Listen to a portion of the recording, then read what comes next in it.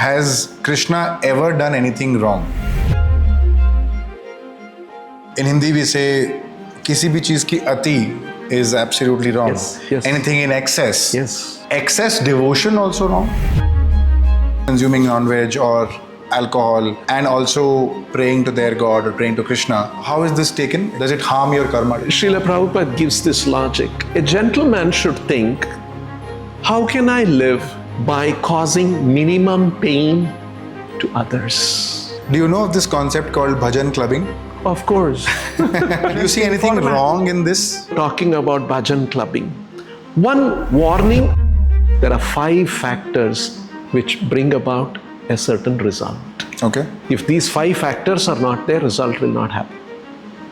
One is, we've all known Krishna as the notorious having gopiyas all around him. Yeah. Are you also notorious? Pardon?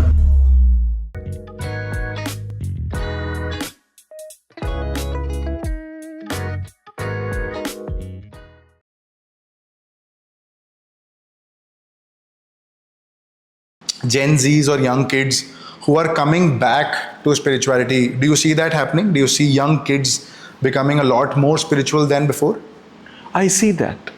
In our country and everywhere in the world, there is a certain amount of new energy and a new seeking that is happening today, very interestingly. When I was young, it was more of science. You see, at least for some number of people, I think.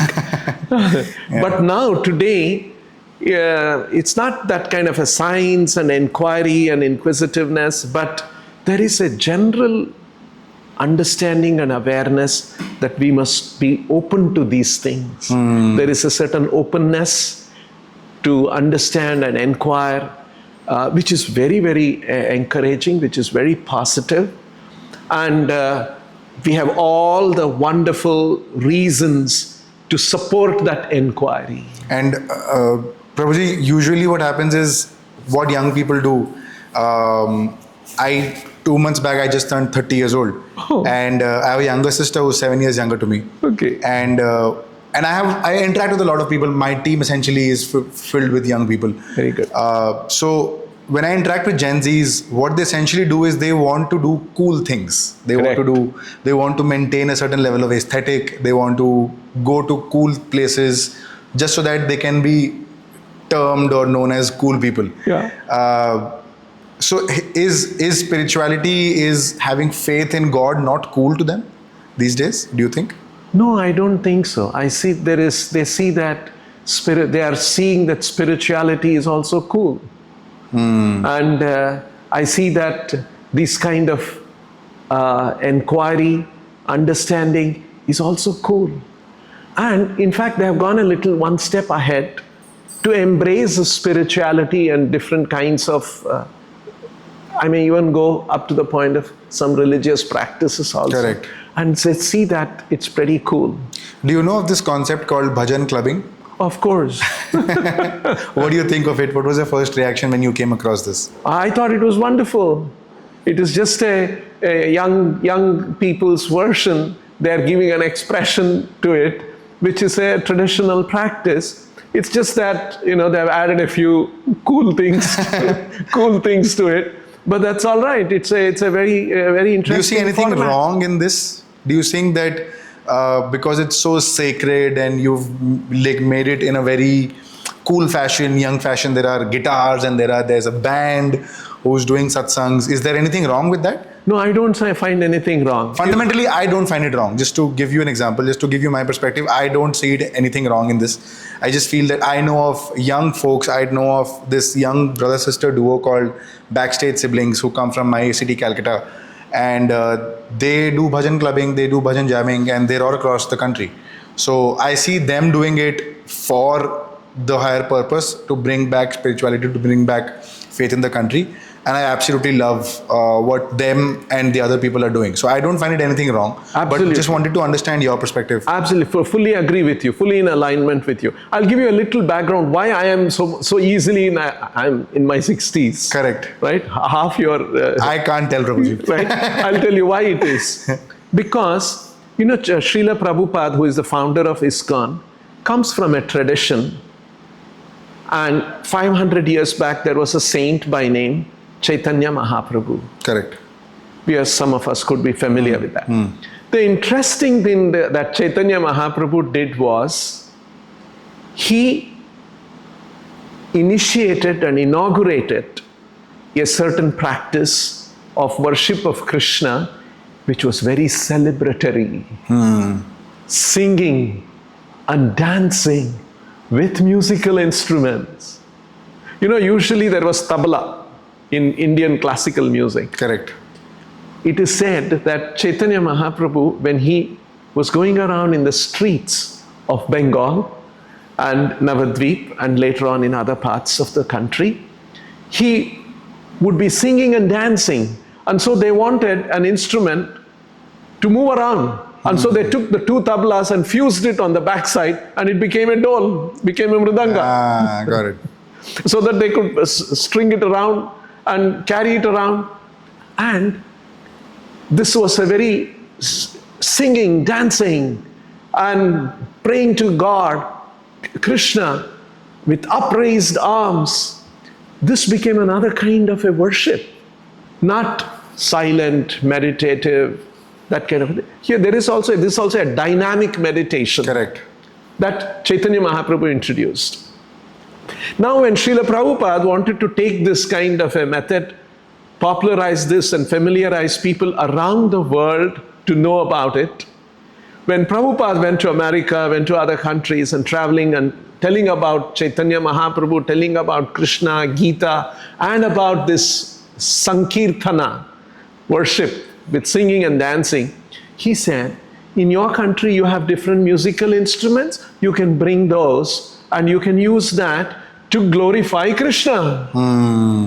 It's not that only some traditional Indian instrument should be used. You are in a different culture, you have different kinds of instruments, you bring them. And so when Prabhupada would do kirtan in New York, he would encourage young people, they would bring guitars, they would bring different kinds of drums, all kinds of things, including pianos and such things. And he encouraged all of this can be used for glorifying Krishna and chanting Krishna's names. Wonderful. So we come from that background. For us, Bhajan Clubbing is a very natural thing. Yeah. Are you also notorious? Pardon? Are you also notorious like Krishna? Like, do you also have that masti in you? Do you also have that you want to play around with things, you want to have fun all the time? Or are you a very strict individual by choice? No, we have fun, but we have fun in a way with music, dance. Like you were telling, I was telling you, I'll tell you one other example. Once I was talking to a group of people in one of, my work takes me to different parts of the world. And I was telling a group of Americans, white Americans, telling them what they were asking. They know that I'm a monk, and they saw me in this dress, in this attire, and they were inquisitive about it. And then they asked me, what's your life? What's your lifestyle like? And so I said, we rise very early in the morning. And at about 3:30 in the morning, we have a shower and we come to the temple and we do this. We have bhajan, we have kirtan, we sing, dance. I was telling all these kind of things. So a few days later, they were in another meeting. They call me CP because in Americans, they can't call me Chanchalapathi Dasa. It's too difficult for them. So I just compressed it. CP is cool. CP is cool. And it's easy for them. And so one of them was telling, you know what CP does in the morning? He gets up at 3:30 in the morning, he's singing and dancing, he's having fun at that time. So he was telling to another. Yeah. So we have fun too. We have fun and this kind of experiential worship of Krishna. And we also have something that's very deep and profound and introspective. We also have Vedic literatures, we study, read. Like you were talking about Bhajan Clubbing. One warning or one concern I have. I have heard this also, I have read media reports of this. Okay. There are occasions where young people do bhajan, clubbing, and then it is going on. It's a very good entry to understand more about spirituality. Correct. But they should not get misled, because I have read somewhere they take to bhajan clubbing and some of them take to some substance and thinking that this will give a much higher experience of the clubbing or bhajan or whatever, and again go into a wrong path. That is something that we have to be concerned about. Bhajan clubbing is a good entry point for spirituality. They should be guided and they should know that there is a lot more to understand in spirituality. You know, one of the descriptions of spirituality, Ananda Chinmaya Rasa Pratibhavitavihi Thabhirya Eva Nijarupa Thayakala. There is a verse in the Brahma Samhita. It says, what is it like in that spiritual state? It says it's a state of ecstasy every second without any substances. It's because of genuine consciousness, awareness, and awakening that happens. It is a state of every moment there is ecstasy, not just happiness, not just bliss. It's even more heightened in the form of ecstasy and permeated and vitalized by a spiritual force. This is the kind of a consciousness and experience spirituality can give. I also wanted to understand, Prabhuji, this is a very interesting take you mentioned about the use of substances during such concerts. What do you think is the relation between, say, consuming non-veg or consuming alcohol with being spiritual? Does these two things not go hand in hand? Or Okay. if somebody is consuming non-veg or alcohol and also sort of praying to their God or praying to Krishna, how is this taken? Can they go hand in hand? Okay, let's talk about non-veg. Okay. If I take your hand, I see you have already hurt somewhere a little Yes. bit. Okay. Yeah. I just take your palm and I take a pin and Deepak, I just want to try something. I'll just pierce it here and I'll just take the pin, come out this way. How will you feel? Even people who are watching this, they say, hey, don't do that to Deepak. Yeah. I hope so. I really hope so. But yeah, I would not like it for sure. Right? It's painful. Yeah. Even a simple pin prick is painful. I can tell, Prabhuji. I thought I was strong, but I'm not. Isn't it? So, yeah. When we go through some painful experience or something, some hurt or bruise or something, and then we know when we go through that, how hurting it is, painful it is. So now, Srila Prabhupada gives this logic. A gentleman should think, how can I live by causing minimum pain to others? So if you have that kind of an attitude that I must not cause pain to someone else because of my existence or for my happiness or for my well-being, then we should think that what kind of food should I eat? A food that brings cruelty and pain to someone else and takes away their life? Because when you take a chicken or you take a fish out of the water, you know how the fish is struggling? Because the fish is supposed to be in water, that's its natural place. We take it out and it is wriggling for breath and dies. And that becomes my food. Or take an animal, take a bird and the bird is flapping, making sound. And then that's what becomes my food. Or is there another way I can eat by causing less pain to someone else? This is a matter of sensitivity. And Prabhuji, I do get your point. I do get the angle of the sensitivity angle. But is there a word in the scriptures, in our holy scriptures, in the Gita or the Upanishads about the connection of non-veg or alcohol with Krishna or God? Okay. Because I'll give an example. So people outside of India, at least in India, we've seen a lot of people have consumed vegetarian food, and they've also, now the culture is of having vegan food, where they don't consume dairy products at all. But when you go outside of India, you've traveled the entire world, so you obviously know about it, that most of the people outside do not consume vegetarian food. They get their protein sources from chicken, etc., etc., and still they are spiritual in a way, in their own ways, in their own fashion. And even then, their karma is at a point where they are successful. They're not, like, it doesn't harm their karma. So just wanted to understand I am a pure vegetarian. I do not consume non-veg at all.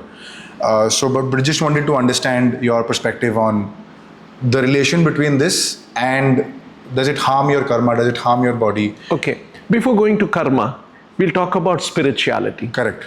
Spirituality in a human being is meant to bring about some very, very desirable qualities. One of them is compassion. Feel for somebody else's pain and suffering. Spirituality is supposed to bring truthfulness in our behavior, in our activities. We don't do things hiding and then I try to cheat you. Spirituality is supposed to bring these wonderful qualities. Correct. Of a person. Pure thoughts, clean, and ready to make sacrifices for others.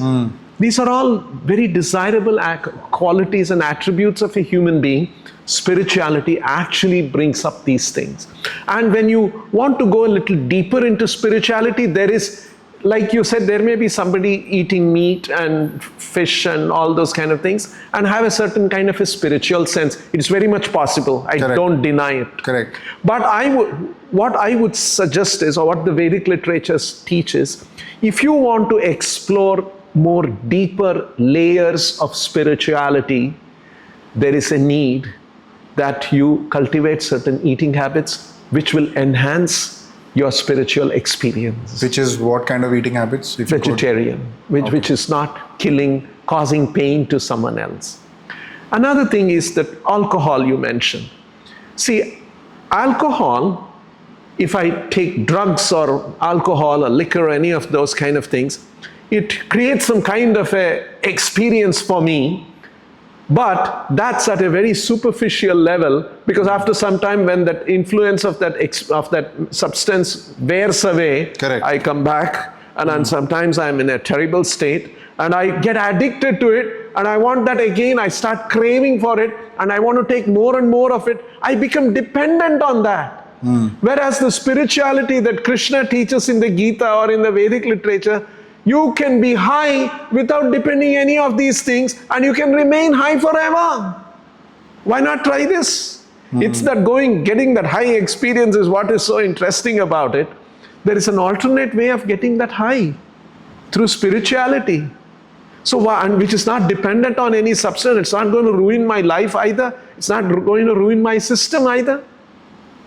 So it is about, if you want to experience more deeper and higher and more richer spirituality, then you need a certain practices about your food and what kind of, how you lead a life. We in fact consciously avoid intoxicants. Is there something in the books about the consumption of alcohol in relation to spirituality? Very much.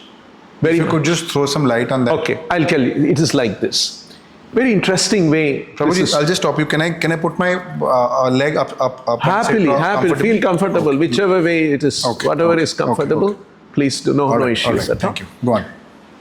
Now, I'll tell you a very interesting way how, Srila Prabhupada, when he introduced spirituality to the Westerners, there was one small anecdote in his life. He was in New York. I won't go into the details of the story. Srila Prabhupada was an elderly person, 70 years. He was in New York and he was trying to establish ISKCON, International Society for Krishna Consciousness. He was trying to incorporate an organization. And there was an attorney who was helping him. And so there would be some interactions between Prabhupada and that attorney. And then the attorney came to know that Prabhupada has these kind of principles for practicing spirituality. He had 4 things to say, 4 practices he would recommend. No intoxication, including coffee and tea. Okay. Okay. No meat eating, Okay. eggs, fish. No gambling, and no illicit connection with women, with the opposite gender, other than through marriage. So these 4 things he was advocating. This was in the mid-60s. And so that attorney who was helping him incorporate, at that time he would call him Swamiji respectfully. He would say, Swamiji, if you are putting these rules, I don't think you're going to have any followers in America. You should better change these things. Maybe it's okay, it'll work in India, but in America you have to change. Sure. Srila Prabhupada's reply for that was, he said, I have come to present genuine spirituality from India in its purest form for benefit of everyone in the world. And if Americans don't like this, I'll go back to my country and I'll be there happily. For the sake of pleasing Americans, I'm not ready to change any of these things because these are very, very sacred and very, very special and important for that expanding that spiritual experience. So he stuck on to those things and he never changed and compromised these 4 principles. Now, even I was a very young student in college when I started reading Srila Prabhupada's books nearly 40 years back. So I used to hear these 4 principles that is followed in ISKCON. I had not just become an ISKCON devotee yet. I was still in college, like normal young person. And I was reading Srila Prabhupada's books. And so I was wondering, why did Prabhupada come with these 4 particular ideas? Correct. Right? No meat eating, no intoxication, no gambling, no illicit connection with women. How did this come about? Later on, I found there is a verse in the Srimad Bhagavatam which says, spirituality in human society, that spiritual experience, and if you want to cultivate that, and if you want to enrich your life with that, and if you want to go deeper into it, if you want to go scale even higher levels of spirituality, human society is founded on, spirituality in human society is founded on 4 pillars. And the 4 pillars are, number 1, truthfulness. Number 2, compassion. Number 3, austerity. I'll come to what is austerity, I'll expand. And number 4, purity. Now, the Vedic literatures further describe that compassion is destroyed when you start eating, when you have a habit of animal killing as part of the food that you ingest. So, no meat eating is to protect compassion in the heart of a person. No intoxication. Intoxication, you depend on, it's for your personal comfort. It destroys austerity and willingness to make comforts and accept inconvenience for the sake of a higher cause. Then, illicit connection with women, it destroys purity, pure mind, pure thoughts. And gambling destroys truthfulness, pursuit of truth. So, I'll give you one example of gambling, and I read this many years ago when I was a young, a devotee in ISKCON. You know, there is a place in Las Vegas called Las Vegas, a city in America. Correct. Known for gambling and casinos and all that. So, there was a study on this. There was a news report in America, and then there was a study around that. there was a hospital, and there were nurses, doctors and nurses, and they had a critical care unit, an intensive care unit, ICU, and there were patients, maybe big hospital, 50, 100 patients on life support systems. And these doctors, the nurses especially, the paramedics who were there, that's what the study says. They were citizens of Las Vegas, and they would also go on casinos. So there they started thinking. Now in the 50 beds in the intensive care unit, they would discuss and bet, this patient will die on Monday, this person is likely to die on Thursday, and so on. And they would bet on that. And because they, that betting and gambling and that kind of a thing, and then then they would bet for money, and then because they wanted to bet that and win, some of them would go and turn off the life support system on Monday on which they were had. Oh my God, what are you saying? Just to win the bet? To win the bet. And it was connected probably with some money or whatever. Now you see how gambling destroys truthfulness, being truthful in lying. But it does also come, I mean, that's exactly what karma is. It's all about intent. Yeah.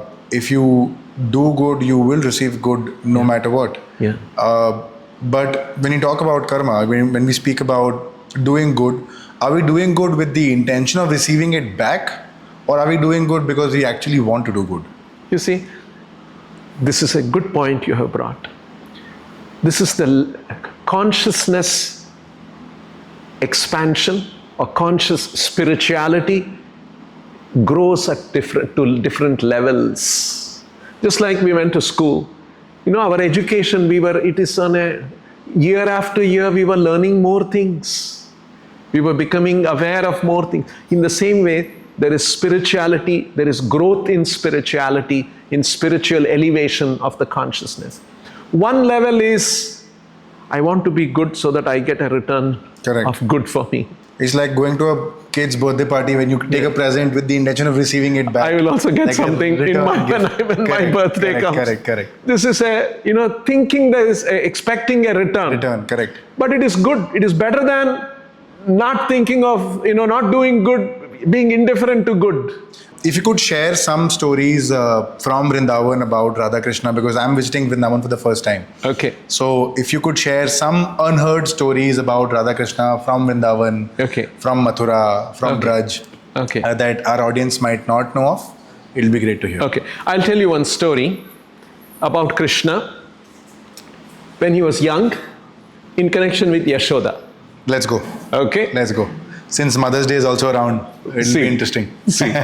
So, Krishna was a young boy, and he had many other cowherd boy friends with them. And when he was young, we have all heard that he was stealing butter. Correct. He would go to the neighboring gopis' homes, and he would steal butter, and this was a big problem for all the gopis. And they would come and complain to Yashoda, your son is doing this. They all loved Krishna, but at the same time it would become, upset the things in the house. And so they would come and complain. And then Mother Yashoda said, Krishna, why are you doing this? Isn't there, why do you do this? And then Mother Yashoda said, they are all telling lies, Mama. Isn't there enough butter in our house? Why will I go and steal? Nanda Maharaj has given us enough butter. They are all telling. So Yashoda said, you see, next time, if it is really happening, you catch him red-handed and bring him to me. So the gopis agreed, we will do that. And one day, Krishna had gone with his other kids, and he was stealing butter from one of the gopis' homes. And the gopi came behind and caught him. Said, Krishna, I know you have been doing this. Come, let's go to Mother Yashoda. She told me, bring him. I will teach him. I'll correct him. So this gopi, her name was Padmavati. Okay. She was holding Krishna's hand, walking briskly. Now I've caught him. I'm going to show him to Mother Yashoda. And she brings him to Mother Yashoda and said, Mother Yashoda, you told me if Krishna is stealing, catch him and bring him to me. Right? See, I have brought him. Mother Yashoda was looking at her and she said, Padmavati, I understand you are very upset about my son, but look whom you are holding in your hand. That's your son only. And she looks, it's not Krishna, it's her son. And then Mother Yashoda comforts her and says, no, don't worry. Next time if Krishna does bring him. And then she's my son after all. She's also, bewildered. And she says, she takes him and tucks him and was walking back to her house. And then she says, how did this happen to me? Why did you? Now she's trying to admonish her son. And it's Krishna back in her hand. And then Krishna said, Mother Padmavati, the butter in your house is so special. And you do it so well. And you mix all these things so well. And once in a way I come and have. Why do you do this to me? And her heart melted. She said, no, Krishna, come and steal whatever you want. I don't mind. So like this, Krishna changed himself into her son. And then back to Krishna again. Yeah, back to Krishna again. I'm sure you also agree that we all live in a very materialistic world where we all want fancy clothes and houses and cars and phones and etc. And I don't see anything wrong with it. Is there a connection with materialism in respect to the scriptures and the books that's there? Is it wrong to be materialistic in today's world? Okay. You see, when the Vedic literature, when Krishna talks about these things, spirituality, he's not saying something that's impractical. Why I'm telling you, yes, I want your viewers also not to, we are talking about spirituality. Correct. I don't want the young people and the viewers to go away with the wrong impression that Correct. Spirituality means some poverty and suffering, and that is spirituality. Just mere poverty will not bring spirituality. Correct. Spirituality is something else. Okay. So, aspiring a decent life, a comfortable life, is perfectly in order. It is the overindulgence that is an issue. But Prabhuji, like you mentioned, the overindulgence of anything. In Hindi we say, "Kisi bhi cheez ki ati is absolutely wrong." Yes. Anything in excess of the normal procedure, of the norm, is harmful to humans. Yeah. Is excess devotion also wrong? You see, there is one quality of Krishna. It is described in Sanskrit as Niravadhya. Means one of the attribute of Krishna as described in the Vedic literature. There is no blemish in him. So everything about him is blemishless. So the overindulgence, the ati in the material things has problem. But with Krishna, it is never an overindulgence with Krishna. Excessive bhakti does not have that kind of a quality in the material world, that lobha or greed in the material world is not good. But lobha for Krishna bhakti is glorified.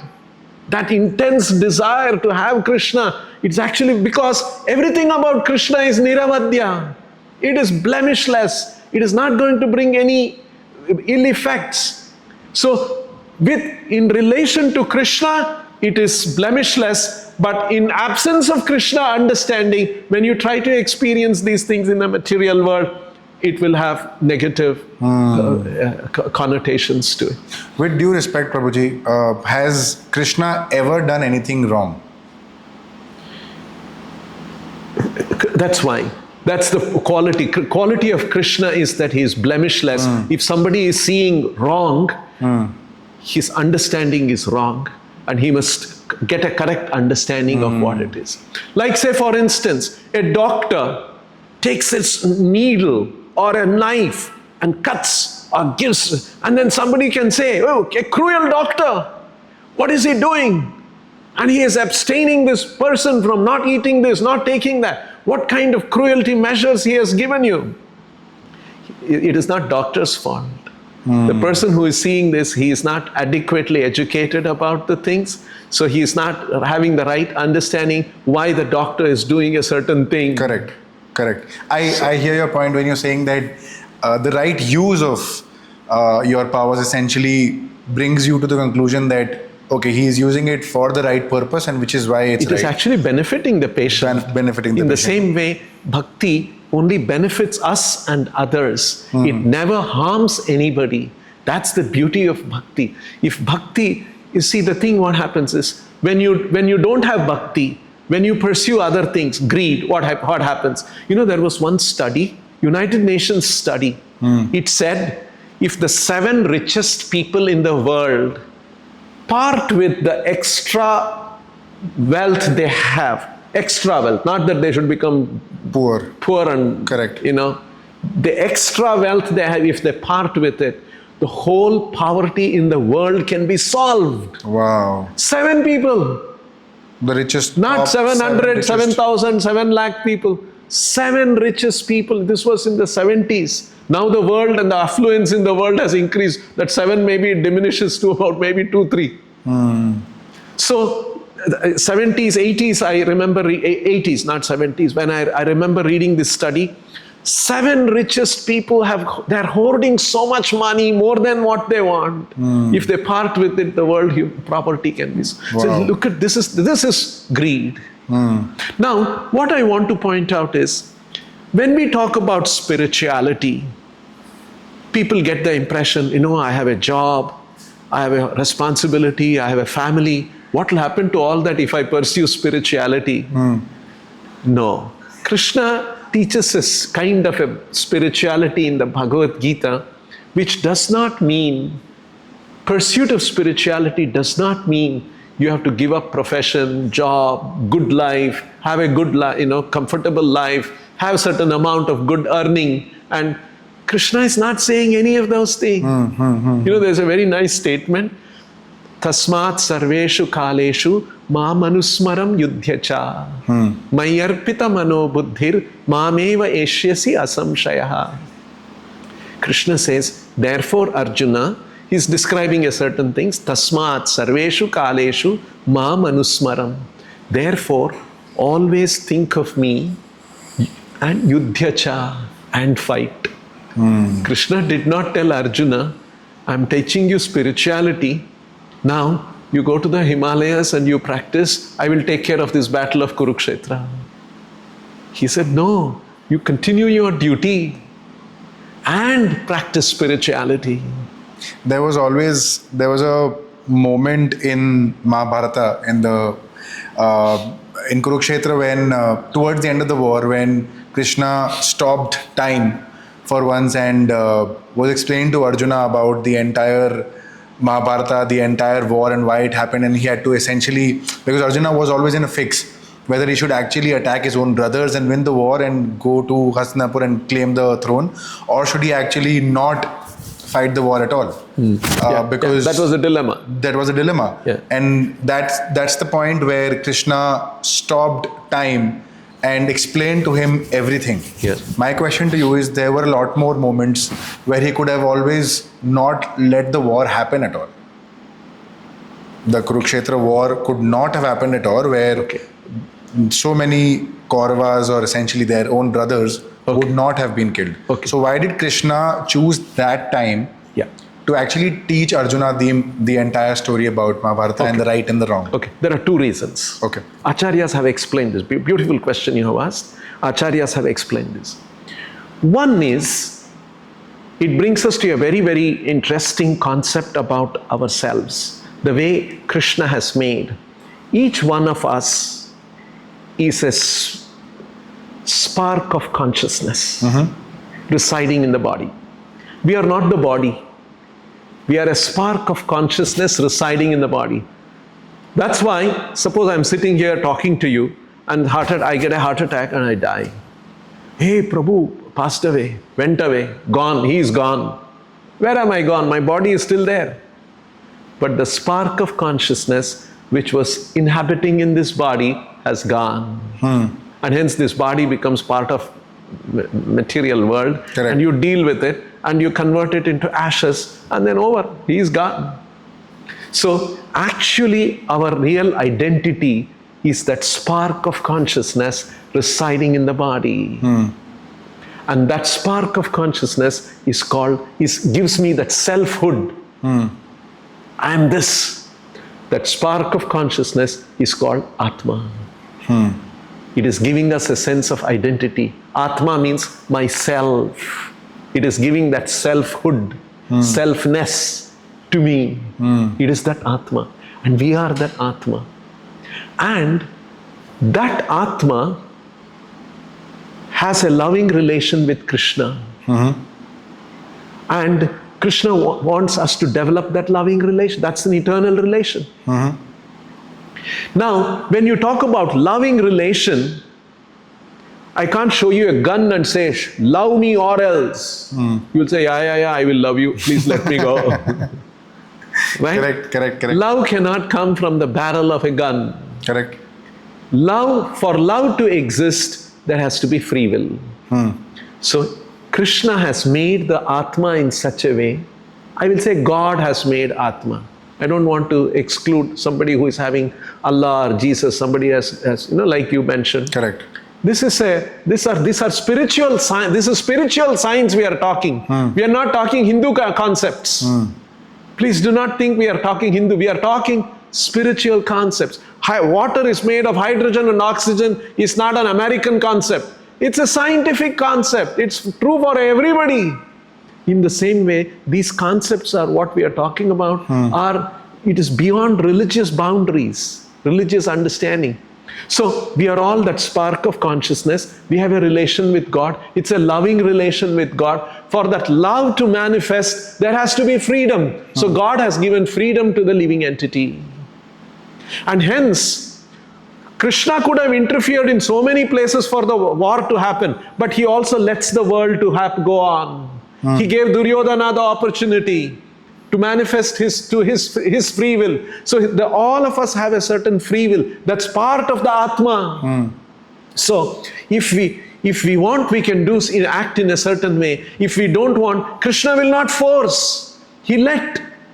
In fact, Krishna, because Pandavas were great devotees of Krishna, he said, I will go and talk to the Kauravas and try to avoid this. And he tried to have a peace. He went on a peace mission before the battle of Kurukshetra. Krishna tried all these things, and then when he saw that Duryodhana was relentless, he would not part with the kingdom. Even finally Krishna said, give them 5 villages so that they can rule, they can administer. Correct. Because they are Kshatriyas. They have to rule and they have to protect people and they collect taxes, and in this way they can have their livelihood. Duryodhana would not give them even 5 villages. And hence the battle had to happen. And Duryodhana was hell-bent. He was hell-bent. And I think what ruined him was his anger. His anger and his greed and his possessiveness and all of these lack of spiritual qualities, that's what ruined him. And so why Krishna didn't stop at an earlier? He lets the world move in a certain way. He, having given the freedom to the living entities, yes, they can pursue their plans. He allows. That is one reason why he let it happen. And then Arjuna, out of his goodness, he thought that, should I fight? Better I don't fight. I'll go to the forest. I'll lead a life of begging. I don't want to kill my cousins, brothers, all of them. So at that time, Krishna wanted to speak to him the Bhagavad Gita. So why he didn't allow? Because he has given freedom to the living entity, and the living entity can express them, and he will be watching, and he will allow. Because he cannot force himself, do it this way. That He wants the living entities to realize that how wonderful God is, that I must love God. So lovingly I must serve Him, I must obey Him. That's what God wants. Now there's another reason why Krishna spoke Bhagavad Gita on the battlefield to Arjuna. Now, someone may say, spirituality is all, it's okay. My life is so many complications are there. I can't take up spirituality. Somebody may say that, give that excuse. Krishna wanted to show Arjuna was in the most complicated, stressful situation. And even in that situation, he can practice spirituality. No one can give an excuse. Arjuna's situations were most pressing, most complicated, most difficult situation. And even in that situation, Arjuna could practice spiritual life. And none of us can give any excuse why we can't do that. Krishna wanted to teach that. Krishna is teaching Arjuna. Arjuna is the best student. Krishna is the best teacher. And Arjuna's circumstances is a symbol of the most complicated situation. And even in that situation, he could practice spirituality. So all of us can practice. Our lives we are not in the battle of a Kurukshetra. We are not trying to kill somebody, fairly comfortable lives we are having. Correct. We cannot give any excuse that I cannot practice spirituality that Krishna has taught in the Bhagavad Gita. No, fair, order actually. to establish that. This makes sense. This makes sense because I've read I've seen the Mahabharata and I know how it all happened. But just to understand from a spiritual lens, this was wonderful. So thank you so much for that. I also want to understand, are there any benefits when you talk about spiritual practices from a very spiritual lens? Are there any outright benefits of doing Naam Jap? Because when we talk about Naam Jap, there are people do the malas, people do the rounds, people wear the counters and people keep doing Radha, Radha, Radha, Radha. What does that do to the brain? What does that do to the body? Okay. It's a very interesting thing. Yes, chanting the holy names, Naam Jap, what you said, has it has multi-dimensional benefit to a person. Right? And those are generally spiritual benefits. I'll tell you how it works. When we chant Krishna's names, Ram's name, we chant the Hare Krishna mantra. Hare Krishna, Krishna Krishna, Hare Hare, Hare Rama, Rama Rama, Hare. Krishna and Rama, we know. The word Hare actually refers to Radha. Okay. It refers to Radha and Krishna, or it can refer to Sita and Ram. Okay. When we are chanting these names of Krishna and Radha, they are divine personalities. They are not on this material frame. They are at another transcendental level. So, and another quality of Krishna is that he is Parama Pavitra. Very, very pure. In the Bhagavad Gita, Arjuna mentions at one stage, Krishna, I was thinking that you are my charioteer. I can give you orders and you will take the chariot here and there. I was thinking you are my cousin. I was thinking you are my friend. We would sit together on the same level and eat sometime and joke sometime. Correct. Now I understand. Param Brahma, Param Dhama, Pavitram, Paramam Bhavan, Purusham, Shashvatam, Divyam, Adidevam, Ajam Vibhu. Now I understand. You are Param Brahma. You are Param Brahma, Param Dhama, Pavitram, Paramam Bhavan. You are the supremely pure. So these are the qualities of Krishna as described in the other Vedic literatures, in the Upanishads and Puranas and other places. So when you chant Krishna's name, Ram's name, and Radha's name, and Sita's name, these are all divine personalities. And when you associate through the chanting it is said that we must chant and hear. In this way, associate with Krishna. So chanting is a very deep, it's a simple act, but it's a very deep meditative action, act. So we are chanting Hare Krishna, Krishna Krishna, Hare Hare. We are chanting and we are hearing. Is there a way to chant correctly? Yes. This is a way. We should chant a little audibly. Okay. If the circumstances are not comfortable, we can chant inaudibly, like we are in a public place or something. But we should find some space in our day that we are not worried about what others are thinking, and we should chant and we should hear audibly and hear. So when we do that, we are associating with Krishna in the form of His holy name. And when you associate with somebody, you get that person's quality. If I associate with a drunkard, I will become a drunkard. If I associate with a criminal, I can become a criminal. Absolutely. Now when you are associating with Krishna, who is supremely pure, our consciousness becomes purified and we get elevated. When our consciousness is elevated, our cognitive powers increase. Now we begin to understand this purpose of life, the meaning of life, purpose of creation. All of these things fall into place. And hence, it's a very elevating, enriching experience. In fact, chanting of the holy name is the method that is recommended in this age for spiritual elevation. That's why we do Naam Japa.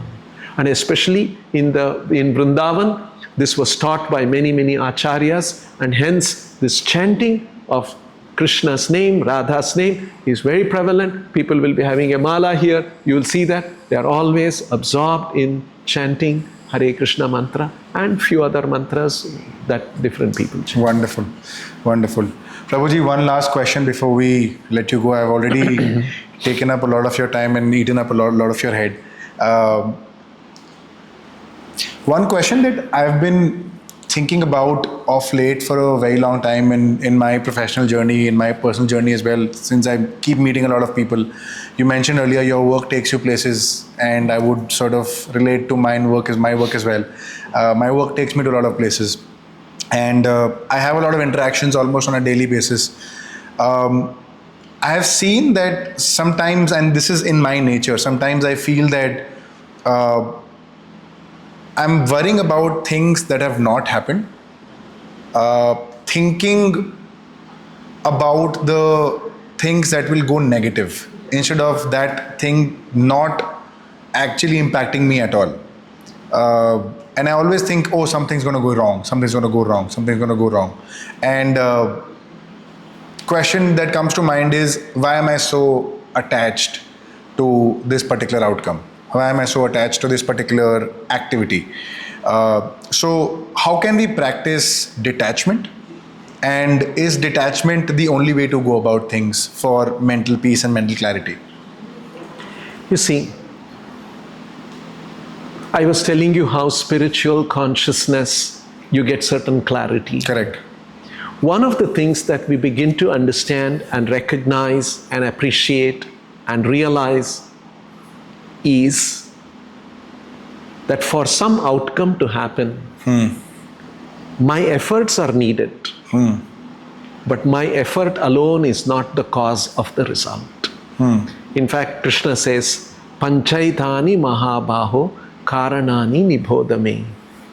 And he explains there are 5 factors which bring about a certain result. Okay. If these 5 factors are not there, result will not happen. One is the context or the situation. Adhishthanam, tatha karta, the person, performer, we have to do. And then karanam, the instruments we use to act. Cheshta, the very endeavor. And finally, daivam, divine intervention. These 5 factors are needed for a success to happen. These context or the situation is not completely in our control. Right? Karta, we can do. Cheshta, effort we can put. The means we use, to some extent we have control, some things we don't have control. Correct. I may want to use something, some method, some technique. I may not have the resources to do it. Correct.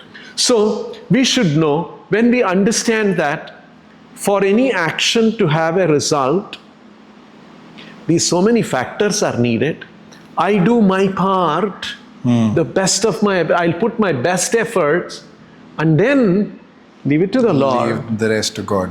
And then we will see the result. How do you practice surrender? How do you practice surrender to God, Krishna, Hanuman, whoever you preach? Okay, you have used the word surrender. It's a technical word. It's called Samarpan. Sharanagati. It is called Prapatti, Samarpanam.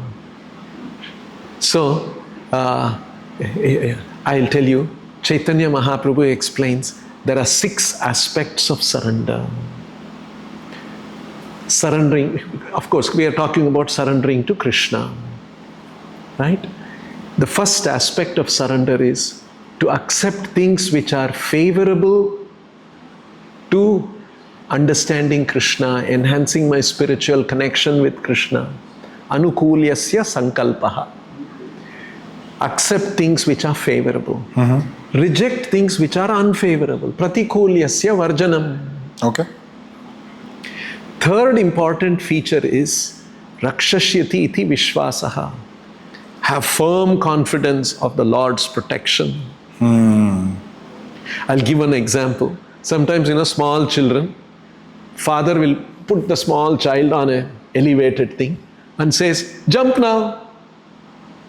And the child is looking at a height from a height. Correct. And then the father says, jump, jump. And then he jumps. The child can think, what if my father step back? I'll fall. But the child has full confidence that my father will hold me.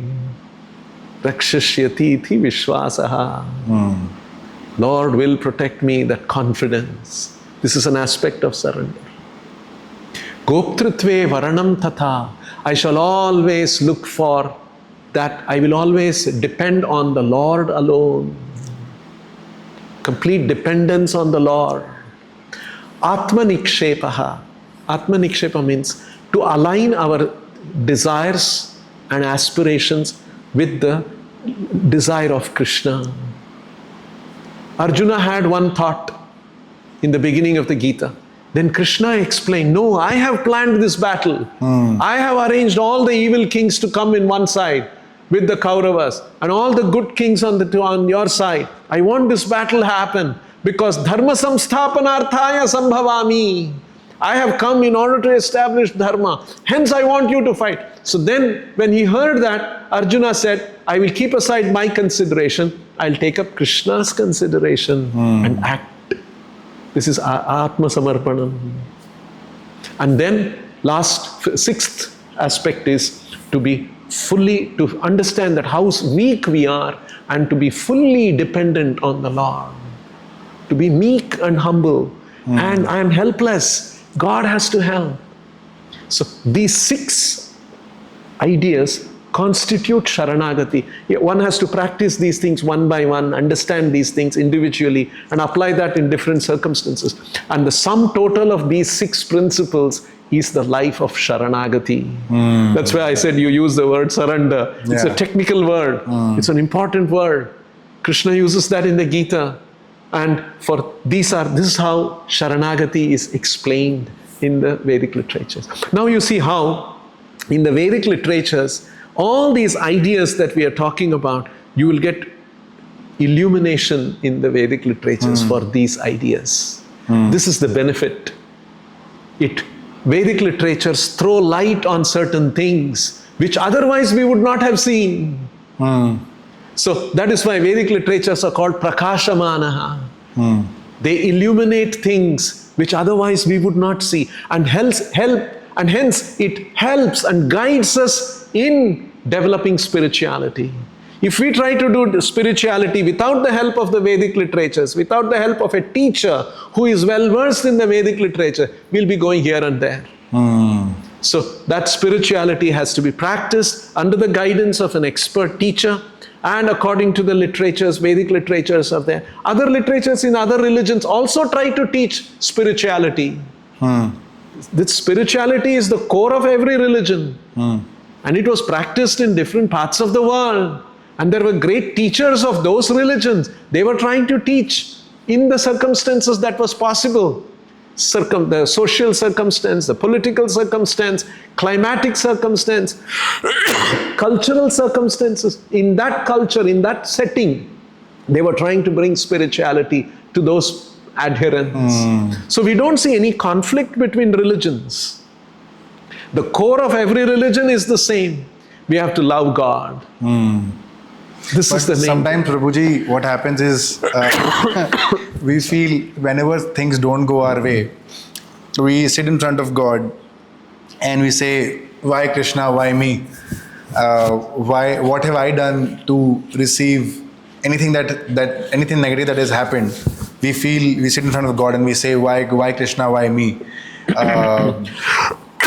So I'm pretty sure that God does not want anything bad out of any person's, any individual's life. But if something negative happens, why do we tend to complain to God saying, "Why God? Why me?" Because we don't have a proper understanding of God, what is happening, why wrong things happen to me, despite my good intention and my good work, good efforts, still something wrong happens, some painful thing happens, some disease comes, some accident happens, something, I lose something. All these things can happen. So we don't know the science of the world, why things are happening. And we think, sometimes people get upset with God, angry with God, all these kind of things. So a spiritual education helps us understand all these things. God wants to teach us something. कई बार गुरुजी ये भी होता है कि हम बार बार बोलते हैं कब तक चलेगा ये? कब तक means till when? I know. Am I sort of deemed to suffer? And there's sort of no answer that God gives sometimes, because maybe He wants you to go through this, to grow through this. And so God may want us to go through something because He wants to teach us something. And second thing is, those difficulties and disappointments that come should trigger us. Why is this happening? And there are Vedic literatures to tell us why the world functions the way it functions. So God has a purpose why He is unfolding some kind of a thing that's happening in our life, so that will be a trigger to come out of our slumber. Like when we are asleep, we have an alarm clock, and when the alarm goes off, we wake up. In the same way, Krishna has created many things to create some alarm, so that it wakes us out of our slumber. But if we don't take that, if we don't take the guidance of a teacher or of a Vedic literatures and the previous teachers who have explained these things, this is how we should mold and be guided by all of these instructions. That is what is very special about Bharat. And I always feel, Prabhuji, that sometimes when things don't go our way, I have been on this journey where I chant the Hanuman Chalisa every single day, and I'm a firm believer of Hanumanji, so I feel that I'm divinely protected by him. Whatever happens in life, I know for a fact that he's there to protect me no matter what. Irrespective of whatever situations might come, I know I'm divinely protected, and I always feel that universe works in my favor. I always say this to a lot of my friends, saying that if things have not happened in a certain way, the way I wanted them to happen, it is probably because bigger and better things are planned for you. I've always believed in this, and whenever I've looked at it from a very retrospective lens, saying that whatever was not given to me, say 5 years, 10 years down the line, versus what was given to me after that, was always bigger and better. So I've always really believed in the timing of God, and I've always believed that if things are not going your way, then things are going in His way, and He can never be wrong. Correct. So that's an aspect of Sharanagati. I was telling you, Rakshishyathiti Vishwasaha. Hanuman will protect me. That's an aspect of Sharanagati. Correct. And yes, it is a fact. Prabhupada gives one more example. There are two kinds of things. One is Shreyas, another is Preyas. Shreyas is short-term benefit. Preyas is long-term benefit. Okay. Children are playing with toys and they are very happy. The mother comes and says, stop your plays, put the toys away, go and do your homework. The children will cry, oh, mother is so cruel. I'm enjoying with all the toys. That is because children are in the Preyas mindset. Mother is in the Shreyas mindset. Children are thinking immediate gratification, I'm happy. Mother is thinking, the child won't remain a child forever.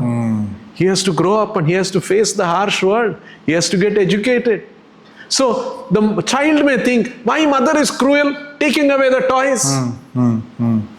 So some difficulties that come, Lord has a bigger plan. Bigger plan. We must be confident about it. And we should accept that and go on with our duty, what we have to do, and with our spiritual practices. Wonderful. This is the method. Wonderful. Prabhuji, thank you so much for taking out time to do this. This was wonderful. This was fantastic. This was very enlightening as well.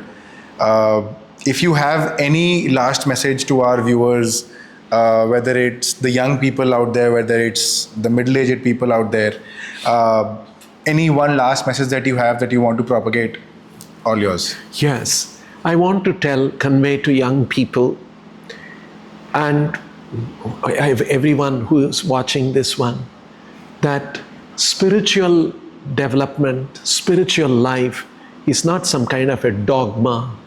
It is not some kind of a belief.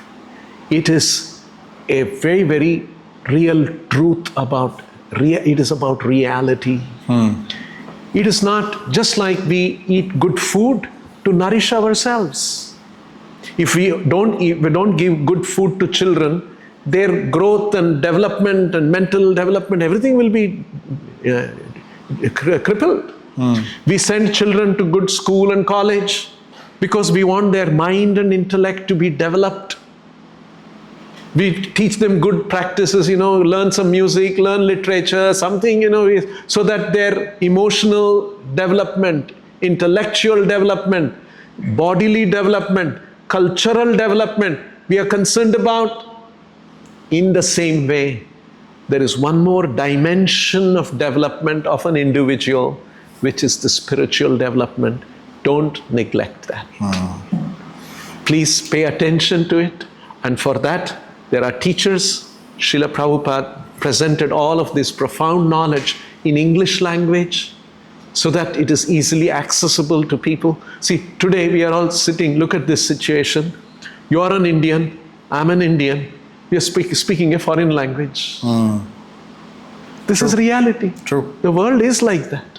There is English education. All these things are happening all over the world. And we think and act in English language.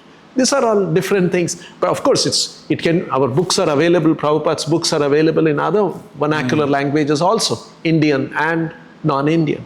So this knowledge is important and we should take it very seriously. And some practices like chanting of the Hare Krishna mantra and associating with people who are immersed in this so that we can get more inspiration from that. Correct. Doing all of these things while pursuing our career, whatever ambitions and different things are there. Absolutely. Continue doing this. Do not neglect spiritual dimension of development of yourself.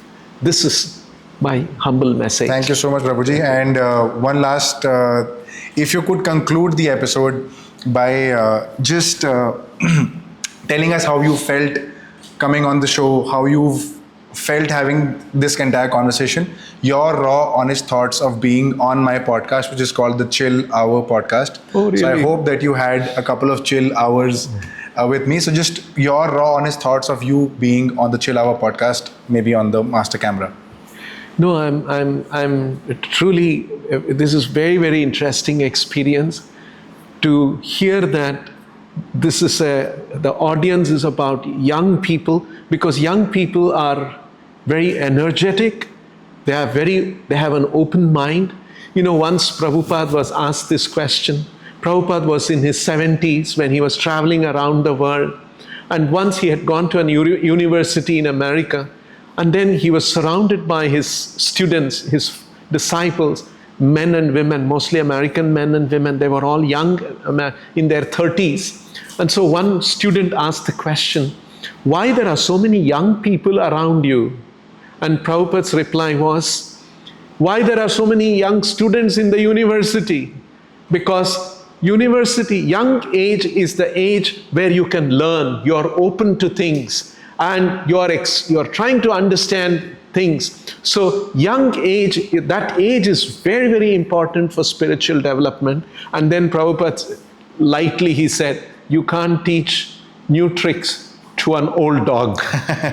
And he laughed, and everybody laughed. And so young age is the right age to understand these things. Please give some time, some thought, some attention, some intelligence to experience these things. And this is going to immensely, spirituality is going to immensely benefit. So yeah, Prabhuji, thank you so much for taking out time. I hope this was a couple of chill hours for you. So yeah, thank you so much for taking out time to do this. Frankly, shall I tell you, we are recording quite late in the evening. Yes, we are. My whole day, I had a lot of meetings, and it was quite a stressful, having decisions to be made and things like that. And then at the end of the day, I had planned this, and coming and talking to you, I feel refreshed. Thank you so much. I hope you chilled for a while. I hope you completely chilled, and I'm energetic now. I can go on for another few hours. Yeah. And so it was very. We roll for 2 more hours because I have a lot more questions. But yeah, thank you so much, Prabhuji. This was fun. Most welcome. Thank Happy. Look forward for another conversation. Absolutely. Occasion. Very, very soon. Hare Krishna. Thank you. Namaste. Hare Krishna.